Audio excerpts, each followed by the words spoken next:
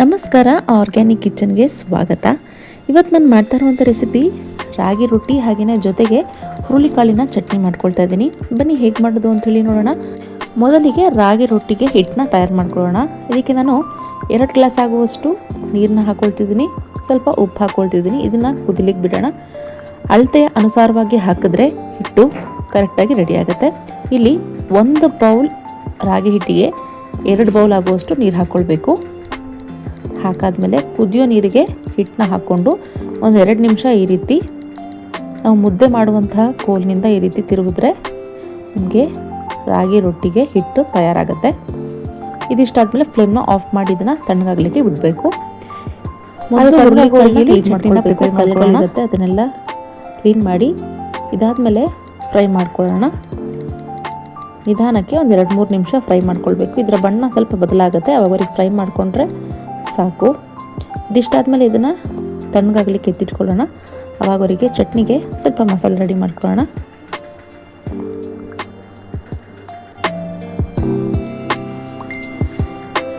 ನೋಡಿ, ಇಷ್ಟ ಆಗಿದ್ರೆ ಸಾಕಾಗುತ್ತೆ. ಇದಾದಮೇಲೆ 5-6 ಎಸಲಾಗುವಷ್ಟು ಬೆಳ್ಳುಳ್ಳಿ, 4 ಒಣಮೆಣಸಿನ್ಕಾಯಿ, ಸ್ವಲ್ಪ ಕರಿಬೇವಿನ ಸೊಪ್ಪು ಹಾಕ್ಕೊಂಡು ಒಣಮೆಣಸಿನ್ಕಾಯಿ ಹಾಗೂ ಕರಿಬೇವಿನ ಸೊಪ್ಪು ಗರ್ಗರಿ ಆಗೋವರೆಗೂ ಇಲ್ಲಿ ಫ್ರೈ ಮಾಡ್ಕೊಳ್ಬೇಕು.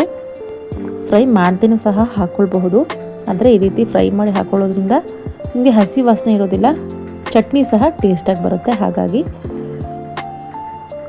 1-2 ನಿಮಿಷ ಫ್ರೈ ಮಾಡಿಕೊಂಡ್ರೆ ಸಾಕು. ಇಲ್ಲಿ ಎಣ್ಣೆ ಹಾಕೋ ಅವಶ್ಯಕತೆ ಇಲ್ಲ. ಇದಾದಮೇಲೆ ಹುರುಳಿಕಾಳನ್ನ ಹುರ್ಕೊಂಡಿದ್ದೀವಿ ಅಲ್ವಾ, ಇದನ್ನು ತಣ್ಣಗಾದ್ಮೇಲೆ ಒಂದ್ಸರಿ ವಾಶ್ ಮಾಡ್ಕೊಳ್ಬೇಕು. ಯಾಕೆ ಅಂತ ಹೇಳಿದ್ರೆ ಈ ಬೆಳೆನ ಬೆಳೆಯುವಾಗ ಔಷಧಿ ಹಾಕಿ ಬೆಳೆಸಿರ್ತಾರೆ, ಹಾಗಾಗಿ ಒಂದ್ಸರಿ ವಾಶ್ ಮಾಡ್ಕೊಂಡು ಹಾಕ್ಕೊಂಡ್ರೆ ಒಳ್ಳೆಯದು.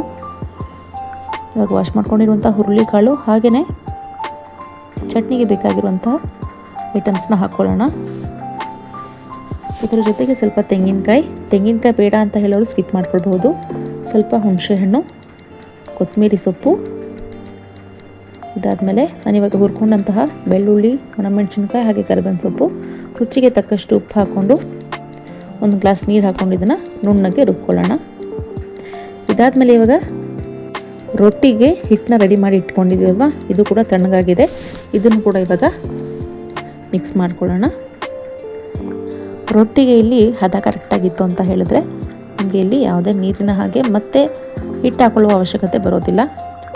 1 ಬೌಲ್ ರಾಗಿ ಹಿಟ್ಟಿಗೆ 2 ಬೌಲ್ ಆಗುವಷ್ಟು ನೀರು ಹಾಕ್ಕೊಂಡ್ರೆ ಹದ ಕರೆಕ್ಟಾಗಿರುತ್ತೆ. ನೋಡಿಲಿ, ನಾನು ಹೆಚ್ಚಿಗೆ ನೀರು ಸಹ ಹಾಕ್ಕೊಳ್ತಾ ಇಲ್ಲ, ಮತ್ತು ಹಿಟ್ಟು ಸಹ ಮಿಕ್ಸ್ ಮಾಡ್ಕೊಳ್ದೇನೆ ಇದೇ ನಮಗೆ ಕರೆಕ್ಟಾಗಿದೆ. ಈ ರೀತಿ ನೀಟಾಗಿ ಮಿಕ್ಸ್ ಮಾಡಿಕೊಂಡು ನಾದ್ಕೊಳ್ಬೇಕು. ಹಿಟ್ಟು ನೀಟಾಗಿ ನಾದ್ಕೊಂಡ್ರೆ ನಿಮಗೆ ರೊಟ್ಟಿ ಸಹ ಚೆನ್ನಾಗಿ ಬರುತ್ತೆ. ನಾದಲಿಲ್ಲ ಅಂತ ಹೇಳಿದ್ರೆ ನೀವು ಲಟ್ಟಿಸ್ಕೊಳ್ಬೇಕಾದ್ರೆ ಸೈಡ್ನಲ್ಲಿ ಒಡೆಯೋ ರೀತಿ ಆಗುತ್ತೆ. ಹಾಗಾಗಿ ಇಲ್ಲಿ ನೀವು ಹಿಟ್ಟನ್ನು ಕಲಿಸ್ಕೊಳ್ಬೇಕಾದ್ರೆ ನೀಟಾಗಿ ನಾದ್ಕೊಳ್ಬೇಕು. ಈ ರೀತಿ ನಾದಬೇಕು, ಆವಾಗಲೇ ನಿಮಗೆ ರೊಟ್ಟಿ ಚೆನ್ನಾಗಿ ಬರುವಂಥದ್ದು. ಈ ರೀತಿ ನಾದ್ಕೊಂಡಾದ್ಮೇಲೆ ಇವಾಗ ಒಂದೊಂದೇ ರೊಟ್ಟಿನ ಲಟ್ಟಿಸ್ಕೊಳ್ಳೋಣ. ಒಬ್ಬೊಬ್ಬರು ರೊಟ್ಟಿನ ತಟ್ಟುತ್ತಾರೆ, ಬಟ್ ನಾವಿಲ್ಲಿ ಕುದಿಯೋ ನೀರಿಗೆ ಹಿಟ್ಟನ್ನು ಹಾಕಿ ಮಾಡಿರೋದ್ರಿಂದ ಆರಾಮಾಗಿ ಇದನ್ನು ಲಟ್ಟಿಸ್ಕೊಳ್ಬಹುದು. ಚಪಾತಿ ರೀತಿಯಲ್ಲೇ ಸಾಫ್ಟಾಗಿ ಬರುತ್ತೆ ರೊಟ್ಟಿ. ಇದು ಮಕ್ಕಳಿಗೂ ಆರಾಮಾಗಿ ತಿನ್ನಿಸ್ಬಹುದು, ಚಿಕ್ಕ ಮಕ್ಕಳಿಗೂ ತಿನ್ನಿಸ್ಬಹುದು. ವಯಸ್ಸಾದವರಿಗೆ ತಿನ್ನೋಕ್ಕಾಗೋದಿಲ್ಲ, ರೊಟ್ಟಿ ಗಟ್ಟಿಯಾಗಿರುತ್ತೆ ಅಂತ ಒಂದವ್ರಿಗೂ ಕೂಡ ಇದು ಒಳ್ಳೆ ರೆಸಿಪಿ ಅಂತಲೇ ಹೇಳಬಹುದು.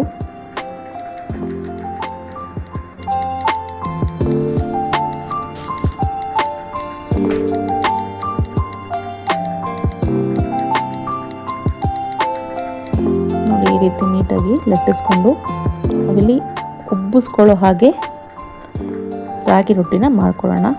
ನೀವು ತವಾ ಮೇಲೆ ಬೇಯಿಸಬೇಕಾದ್ರೆ ರೊಟ್ಟಿ ಉಬ್ಬಬೇಕು, ಆವಾಗ ನಿಮಗೆ ಸಾಫ್ಟಾಗಿ ರೊಟ್ಟಿ ಆಗುತ್ತೆ. ಚೆನ್ನಾಗಿಯೂ ಸಹ ಇರುತ್ತೆ, ತುಂಬ ಸಾಫ್ಟಾಗಿ ಬರುತ್ತೆ. ನಾವು ರೊಟ್ಟಿನ ತಟ್ಕೊಳ್ಳೋದ್ರಿಂದ ರೊಟ್ಟಿ ಗಟ್ಟಿಯಾಗಿ ಬರುತ್ತೆ. ಈ ರೀತಿ ಬಿಸಿನೀರಿನಲ್ಲಿ ಹಾಕಿ ಕಲಿಸ್ಕೊಂಡು ಮಾಡ್ಕೊಳ್ಳೋದ್ರಿಂದ ರೊಟ್ಟಿ ಉಬ್ಬಿಕೊಂಡು ಸಾಫ್ಟಾಗಿ ಬರುತ್ತೆ. ರೊಟ್ಟಿ ಲಟ್ಟಿಸ್ಕೊಂಡು ಆದಮೇಲೆ ನಾವು ತವಾ ಮೇಲೆ ಹಾಕೋ ಟೈಮ್ನಲ್ಲಿ ಅದರ ಮೇಲ್ಗಡೆ ಇರುವಂಥ ಭಾಗಕ್ಕೆ ಒಂದು ಬಟ್ಟೆಗೆ ನೀರು ಮಾಡಿಕೊಂಡು ಅದ್ರ ಮೇಲೆ ಒರೆಸ್ಕೊಳ್ಬೇಕು. ಯಾಕೆ ಅಂತ ಹೇಳಿದ್ರೆ ರೊಟ್ಟಿ ಲಟ್ಟಿಸ್ಕೊಳ್ಬೇಕಾದ್ರೆ ಹಸಿಟ್ಟು ಹಾಕ್ಕೊಂಡು ಲಟ್ಟಿಸ್ಕೊಂಡಿರ್ತೀವಿ. ಆ ಪುಡಿ ಏನಿದೆ ಅದು ತವಾ ಮೇಲೆಲ್ಲ ಬಂತು ಅಂತ ಹೇಳಿದ್ರೆ ಎಲ್ಲ ಕಪ್ಪಗಾಗತ್ತೆ. ಆವಾಗ ನಾವು ನೆಕ್ಸ್ಟ್ ರೊಟ್ಟಿ ಹಾಕೋ ಟೈಮಲ್ಲಿ ರೊಟ್ಟಿ ಪೂರ್ತಿ ಕಪ್ಪಗಾಗೋಗುತ್ತೆ. ಹಾಗಾಗಿ ಮೊದಲನೇ ಮೇಲ್ಗಡೆಯ ಭಾಗಕ್ಕೆ ಮಾತ್ರ ನೀರಿನ ಬಟ್ಟೆನಲ್ಲಿ ನೀರು ಮಾಡ್ಕೊಳ್ಬೇಕು. ಆವಾಗ ಏನೂ ಆಗೋದಿಲ್ಲ. ನೋಡಿ, ಈ ರೀತಿ ಉಬ್ಬಿ ಬಂದರೆ ಎಷ್ಟು ಸಾಫ್ಟಾಗಿ ಆಗುತ್ತೆ ಅಂಥೇಳಿ. ಈ ರೀತಿ ಒಂದ್ಸರಿ ರೊಟ್ಟಿ ಮಾಡೋದನ್ನು ಟ್ರೈ ಮಾಡಿ, ತುಂಬ ಚೆನ್ನಾಗಿ ಸಾಫ್ಟಾಗಿ ಆಗುತ್ತೆ.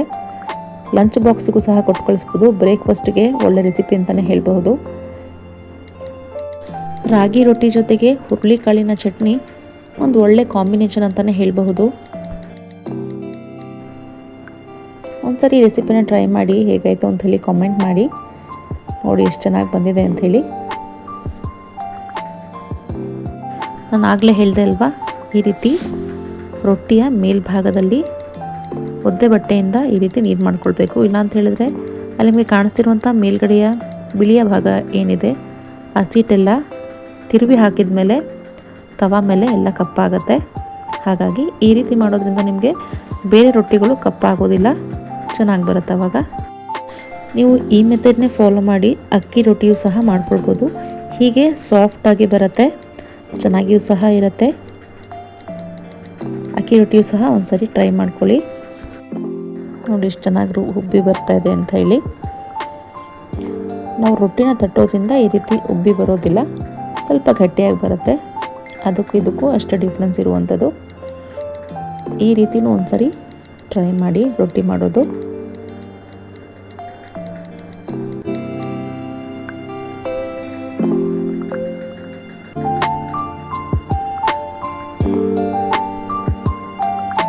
ಇವಾಗ ರೊಟ್ಟಿ ಸಹ ರೆಡಿಯಾಗಿದೆ, ಚಟ್ನಿ ಸಹ ರೆಡಿಯಾಗಿದೆ. ಬೆಳಗಿನ ತಿಂಡಿಗೆ ರಾಗಿ ರೊಟ್ಟಿ ಜೊತೆಗೆ ಹುರುಳಿಕಾಳಿನ ಚಟ್ನಿ ತುಂಬ ಚೆನ್ನಾಗಿತ್ತು. ನೀವು ಕೂಡ ಒಂದ್ಸರಿ ರೆಸಿಪಿನ ಟ್ರೈ ಮಾಡಿ, ಹೇಗಾಯಿತು ಅಂತೇಳಿ ಕಾಮೆಂಟ್ ಮಾಡಿ. ನನ್ನ ಈ ಚಾನಲ್ನ ಯಾರೆಲ್ಲ ಸಬ್ಸ್ಕ್ರೈಬ್ ಮಾಡ್ಕೊಂಡಿಲ್ವೋ ಪ್ಲೀಸ್ ಸಬ್ಸ್ಕ್ರೈಬ್ ಮಾಡ್ಕೊಳ್ಳಿ. ಲೈಕ್ ಹಾಗೂ ಕಾಮೆಂಟ್ ಮಾಡಿ. ಈ ವಿಡಿಯೋನ ನಿಮ್ಮ ಫ್ರೆಂಡ್ಸ್ ಆ್ಯಂಡ್ ಫ್ಯಾಮಿಲೀಸ್ಗೆ ಶೇರ್ ಮಾಡಿ.